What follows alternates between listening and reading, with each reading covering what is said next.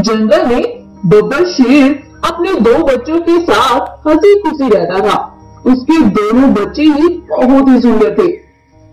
उन दोनों बच्चों की माँ उन्हें जन्म देते ही मर गई थी, इसीलिए शेर अकेला ही उन्हें पालता रहता था और उन दोनों का बहुत ही अच्छे से ध्यान भी रखता था।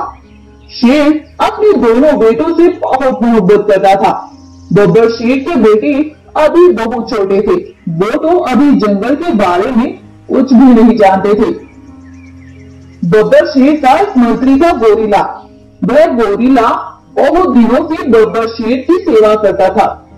उसने आज तक बब्बर शेर को कभी भी धोखा नहीं दिया था। उसने कभी भी बब्बर शेर के साथ नमक हरामी कभी भी नहीं की थी और वो बब्बर शेर के बेटों को अपनी सगी औलाद की तरह ही मानता था। इसीलिए बब्बर शेर उस पर बहुत भरोसा करता था और वह कभी भी किसी भी जानवर से उसकी बुराई बिल्कुल नहीं सुन सकता था। उसी जंगल में एक जालिम बाघ भी रहता था। उसका भी एक बेटा था। बाघ गब्बर शेर के बेटों से बहुत जलता था। वो सोचता था कि अगर वो इस दुनिया में रहे तो शेर के बाद वही जंगल के राजा बनेंगे। अगर वो इस दुनिया में रहे तो शेर के बाद वही जंगल के राजा बनेंगे, लेकिन मैं ऐसा बिल्कुल नहीं होने दूंगा। मैं इस दीवार को अपने आड़े से हटा कर ही रहूंगा। वो हमेशा ही इस बारे में सोचता रहता था और इस बारे में प्लानिंग करता रहता था कि आखिर कैसे वो ये सब करे। एक दिन वो अपने माइंड में एक प्लान सोचकर जंगल की ओर निकलता है और अपने बेटे को गुफा पर ही छोड़ जाता है।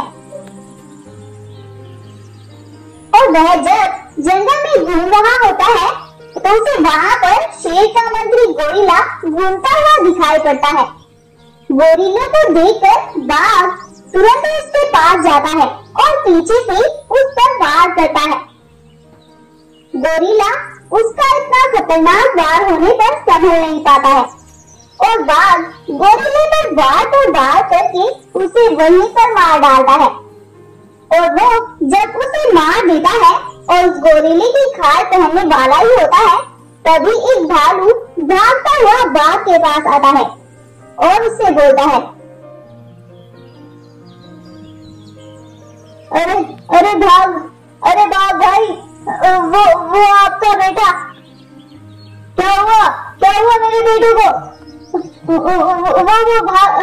बाघ भाई, अरे क्या वो कर रहे हो, जल्दी से बताओ।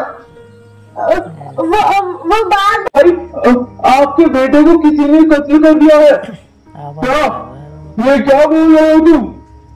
हाँ बाघ भाई, आप जल्दी से जाकर देखें, मैं तो वहां से गुजर रहा था तभी मैंने देखा। इतना सुनकर बाघ जल्दी से भागकर अपने बेटे के पास जाता है और वहां जाकर वह देखता है कि उसका बेटा तो सच में ही वहां मरा पड़ा है। अपने बेटे को मरा हुआ देखकर उसके तो होश ही उड़ जाते हैं और वह मन ही मन सोचने लगता है कि आखिर ये सब किसने किया होगा। लेकिन अब सांप तो निकल ही गया था, लेकिन को पीटने से क्या होगा। रात हो जाती है। बाघ सोचता है कि अगर मैं उस गोरिल्ले को मारने ना गया होता और उस शेर के बच्चों को मारने की ना सोचता तो शायद मेरा बेटा आज जिंदा होता और मेरे पास होता। अब बाघ के सब कुछ समझ आ गया था कि अगर हम किसी के लिए गड्ढा खोदते हैं तो उसमें सबसे पहले हमें ही गिरना होता है। सुबह होती है। बाघ शेर महाराज की गुफा पर जाता है और शेर महाराज को सब कुछ बताता है कि उसने उसके मंत्री गोरिल्ले को मार दिया है।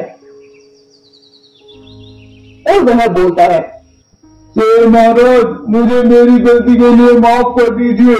आज के बाद मैं किसी के लिए भी बुरा नहीं सोचूंगा। शेर महाराज उसे माफ कर देते हैं और वो अपनी गुफा पर वापस आ जाता है। लेकिन वह अपने बेटे को एक सेकंड के लिए भी भूल नहीं पाता है। उसे हर पल हर टाइम अपनी गलती का एहसास होता है ना तो ऐसी गलती करता और ना ही उसके बेटे के साथ ये सब होता।